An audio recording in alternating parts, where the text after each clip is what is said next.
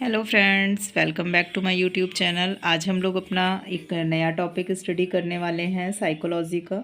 Principle of child development यानी बाल विकास के जो सिद्धांत होते हैं। बाल विकास के जो सिद्धांत होते हैं वो 9 सिद्धांत होते हैं और 9 सिद्धांतों के बारे में हम एक एक करके स्टडी करेंगे। पहला जो सिद्धांत होता है वो होता है प्रिंसिपल ऑफ सिमिलर पैटर्न यानी समान प्रतिमान का सिद्धांत। इसमें बताया गया था कि प्रत्येक जाति जो होती है वो अपनी ही जाति के अनुरूप विकास का अनुसरण करती है। जैसे अगर मानव है तो वो मानव के समान ही कार्य करेगा, हाथी है तो वो हाथी के समान कार्य करेगा, इस तरीके से। नेक्स्ट होता है विकास की दिशा का सिद्धांत यानी प्रिंसिपल ऑफ डायरेक्शन। तो विकास की जो दिशा होती है वो हमेशा सिर से पैर की तरफ चलती है और इस जो क्रम होता है, जो विकास होता है, उसको हम लोग सिफेलो कैजुअल भी कह सकते हैं। और दूसरा विकास होता है जो हमारा मध्य से शुरू होकर बाहर की तरफ चलता है, इसे हम लोग प्रॉक्सिमो डिस्टल भी कह सकते हैं।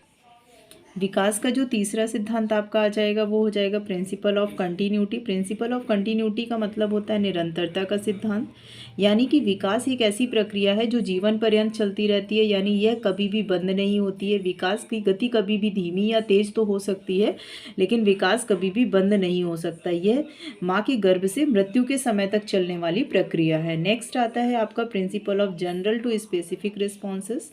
Principal of general to specific response का मतलब है सामान्य से विशिष्ट की ओर। इसका मतलब होता है कि हमारा जो विकास होता है वो हमेशा सामान्य से विशिष्ट की ओर होता है, ना कि विशिष्ट से सामान्य की ओर। जैसे उठना, बैठना, चलना, दौड़ना, ये सारी हमारी एक्टिविटीज़ इसमें आ जाती। पांचवा जो सिद्धांत होता है वो होता है आपका प्रिंसिपल ऑफ प्रेडिक्टेबिलिटी यानी पूर्वानुमान का सिद्धांत। इसमें जो विकास होता है आपका विकास पूर्वानुमान होता है, यानी विकास जो हो रहा होता है उसका हमें पहले से अनुमान लग जाता है, क्योंकि जब हम इसका पहले से अनुमान लगा लेते हैं तो हमारा जो विकास होता है वो किस डायरेक्शन में ज़्यादा तेज़ी से हो सकता है या किस डायरेक्शन में हमारा विकास ज़्यादा अच्छे से हो सकता है, उसके बारे में हमें जानकारी मिल जाती है।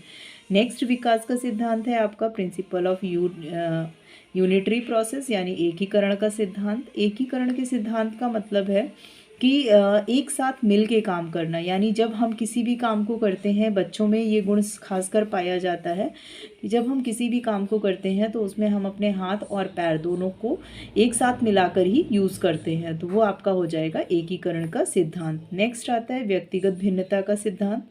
व्यक्तिगत भिन्नता का मतलब होता है, आपने ये देखा होगा कि जो विकास होता है विकास में व्यक्तिगत भिन्नता के अनुसार ही चलता है, यानी विकास की गति कभी तेज होती है तो कभी धीमी होती है, कभी उनमें पर्यावरण की वजह से यानी आसपास का जो आपका एटमॉस्फेयर है उसकी वजह से विकास धीमा और तेज हो सकता है।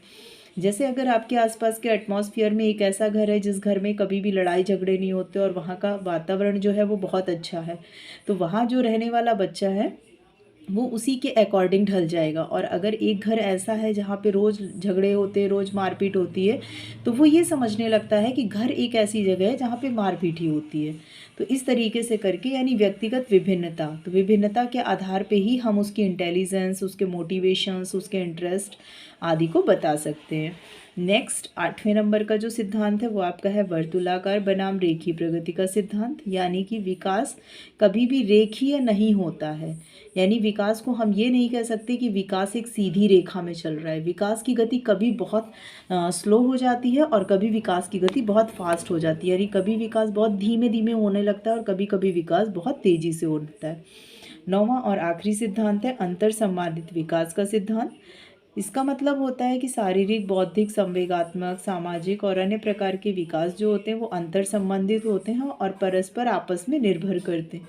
तो ये आज जो हम लोगों ने स्टडी किया, ये हम लोगों ने स्टडी किया विकास के सिद्धांत, बाल विकास के सिद्धांतों के आधार पर।